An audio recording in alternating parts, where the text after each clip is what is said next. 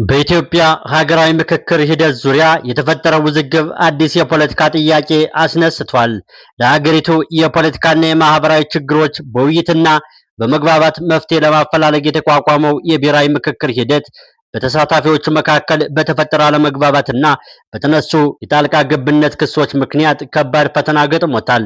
በተለይም ከኦሮሚያ ክልልና ከአዲስ አበባ አስተዳደር በመጡ ባለስልጣናት ተጽዕኖ ተደርጓል የሚሉ ተሳታፊዎች በምክክር መድረኩ ላይ የቀረበውን ሰነድ ለመፈረም ጫና ተደርጎብናል ሲሉም ተቃውመዋል። እዚህ ላይ የሚነሳው ትልቁ ጥያቄ በግፍና በጫና የሚደረግ ምክክር በእውነት ሀገራዊ መግባባትን ሊያመጣ ይችላልን የሚለው ነው። በዛሬው የዜና ትንታኔያችን ይህ ውዝግብ እንዴት ተነሳ? የተሳታፊዎቹ ተቃውሞ ምን ያመላክታል? የብሔራዊ ምክክር ኮሚሽኑ ነፃነትና ገለልተኛነት በዚህ ሁኔታ ምን ያህል ተጠብቆ ቆይቷል? እንዲሁም የተፈጠረው ችግር በሀገራዊ ምክክር የወደፊት ሂደት ላይ ምን አይነት ተጽዕኖ ያሳድራል? የሚሉትን ጉዳዮች እንመለከታለንና እስከ መጨረሻው አብራችሁን ቆዩ።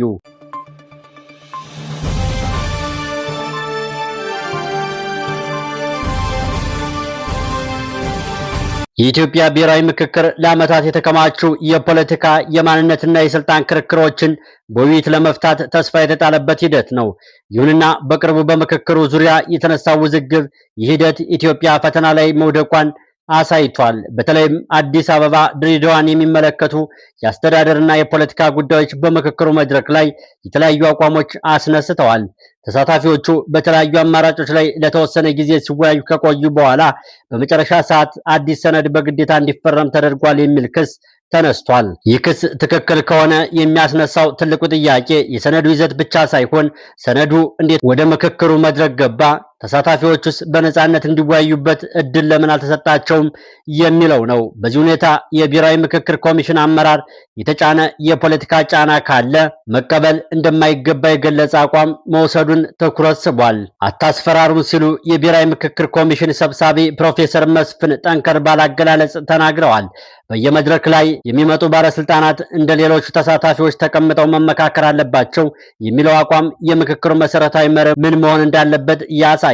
ምክክር ማለት አንድ ወገን ሌላውን በስልጣን ሚዛን ማስገደር ሳይሆን የተለያዩ አቋሞች በእኩልነት የሚቀርቡበትና በውይይት የጋራ መግባባት የሚፈለግበት መድረክ ነው። ስለዚህ በምክክሩ ላይ የስልጣን ጫና እንዳለ የሚታይ ከሆነ የሂደቱን ታማኒነት ሊጎዳ ይችላል። በተጨማሪም በስብሰባው አካባቢ የደህንነት አባላት ተሳታፊዎችን እየተከታተሉና እየቀረጹ ነበር የሚሉ ክሶች ቀርበዋል።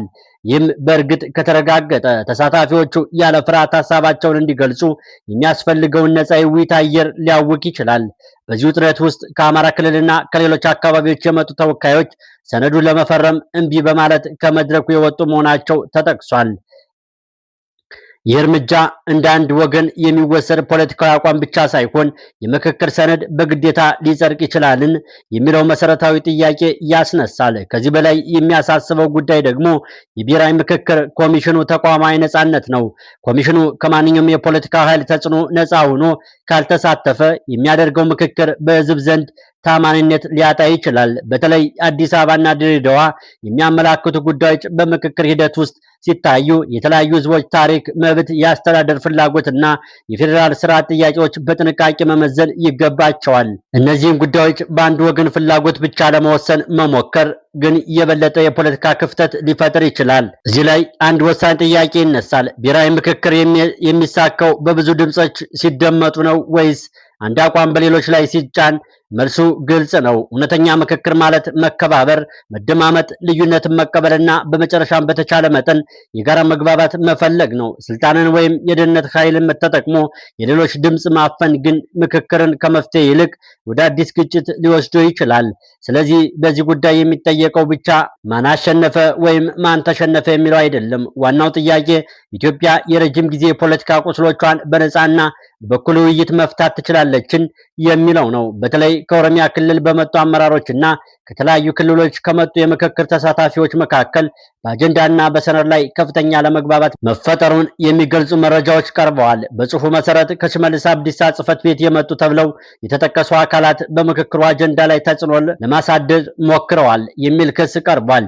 ይህም በምክክር መድረኩ ላይ ውስጥ የነበረውን ውጥረት እጅግ እንዳባባሰው ተገልጿል። በተለይም አንድ ሰነድ በተሳታፊዎቹ ያለበቂ ውይይት እንዲጸድቅ እንዲዘርግ ጫና ተደርጓል የሚል ክስ ቀርቧል። ይህ ክስ እውነት ከሆነ የብሔራዊ ምክክር ዋና መርሆዎች ከሆኑት ነጻነት፣ ገለልተኝነትና የሁሉም ተሳታፊዎች እኩል ድምፅ ጋር በቀጥታ የሚጋጭ ጉዳይ ይሆናል። ከዚህ በተጨማሪ በምክክሩ ቦታ ዙሪያ የደህንነት አባላት በብዛት መሰማራታቸውና ተሳታፊዎቹን ይከታተሉ ነበር የሚል መረጃም ቀርቧል። በተለይ ከአማራ ክልልና ከሌሎች አካባቢዎች የመጡ ተወካዮች በክትትልና በማስፈራራት ተጽዕኖ ውስጥ ነበሩ የሚል ክስ ተሰንዝሯል።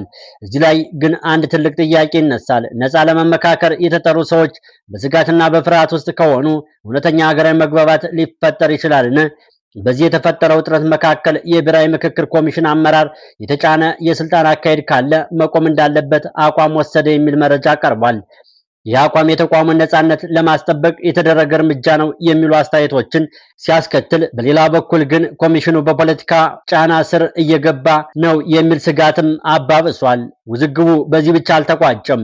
ከተለያዩ ክልሎችና ቢሮዎች የመጡ ተወካዮች ሰነዱ በበቂ ሁኔታ ሳይመከርበት እንዲፈረም የሚደረግ ጫና ካለ መቀበል እንደማይችሉ ተቃውመዋል የሚል መረጃ አለ። በመጨረሻም አንዳንድ ተሳታፊዎች ሰነዱ ሳይፈርሙ የምክክር መድረኩን ለቀው ወጥተዋል ተብሏል። ይህ ክስተት ግን ከአንድ ስብሰባ የተነሳ ግጭት ብቻ አይደለም። በስሩ ያለው ጥያቄ የብሔራዊ ምክክሩ በእውነት ነፃና ገለልተኛ ሆኖ መቀጠል ይችላልን የሚለው ጥያቄ ነው። የብሔራዊ ምክክር ዓላማ የሀገሪቱን ጥልቅ የፖለቲካ ችግሮች በውይይት መፍታት ከሆነ ተሳታፊዎቹ በነጻነት ሀሳባቸውን ማቅረብ መቻል አለባቸው።